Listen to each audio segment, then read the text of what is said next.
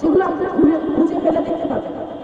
এখন সেই দিনের পরে আমরা যখন আগাতে পারি না, তারপরে আমরা সেখানে অবস্থান কর্মসূচি এবং আগামী কর্মসূচি ঘোষণা করে আমরা সেদিনের মতো চলে যাই।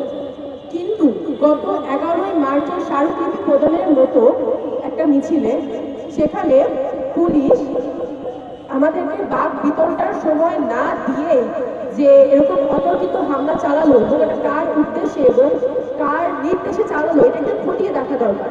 কারণ পুলিশের পেজ থেকে যে খণ্ডিত ভিডিও মানে প্রচার করা হচ্ছে সেটা পুরোপুরি অপপ্রচার। পুলিশ যে মামলা করেছে সেটাও মিথ্যা মামলা, কারণ সেখানে এমন দুজনের নাম আছে যারা সেখানে উপস্থিতি ছিলেন না।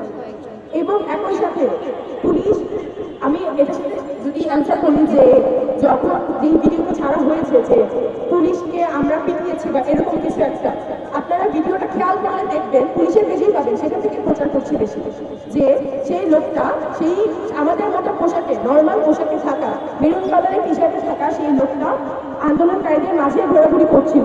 ভিডিওতে শুরুতে দেখবেন কেউ তাকে কিচ্ছু করে না, কিন্তু যখন সেই লোকটা আন্দোলনকারীর একজনের ঘাড় ধরে টেনে নেওয়ার চেষ্টা করে তখনই আশপাশ থেকে সবাই প্রতিহত করার চেষ্টা করে এবং সেখান থেকে রেজিস্ট্যান্স বা আপনার এরকম একটা হয়। এবং উল্লেখ্য যে এই জিনিসটা হয়েছিল 2 দফা পুলিশ দ্বারা আমাদের উপর হামলার পরে, সেগুলোর ফুটেজ কিন্তু ছড়াচ্ছে না বা সেগুলো কিন্তু আপনারা দেখেও সেগুলোতে কিছু বলছেন।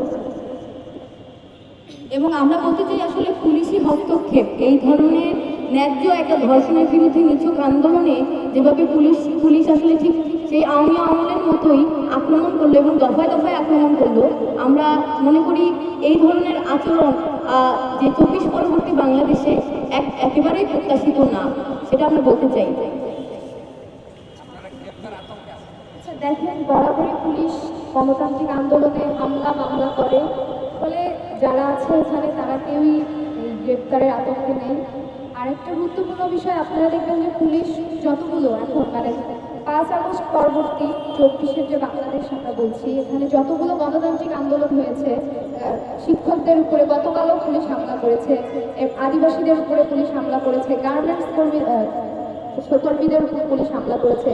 ফলে যখন দেশে জনজীবনের নিরাপত্তা নেই, পুলিশ সেগুলোর জন্য বদার না, পুলিশ কোথায় গণতান্ত্রিক আন্দোলন হচ্ছে সেগুলোকে হামলা করছে, মিথ্যে মামলা দিল। এবং আমরা মনে করি যে এই যে আমাদের যে আন্দোলন, আমাদের যে গণ আন্দোলন ধর্ষণ নিপীড়নের বিরুদ্ধে, এই আন্দোলনকে অন্যদিকে প্রভাবিত করা, এবং দেখেন মামলা এবং হামলা করার পরে কিন্তু পুলিশ ভেবেছিল আমরা হয়তো বা ধর্ষণ নিপীড়ন নিয়ে আলাপ আলোচনা করবো না, ডাইভার্ট করার জন্য তারা এ ধরনের মিথ্যা মামলা দিল এবং বারবার অপপ্রচার হচ্ছে।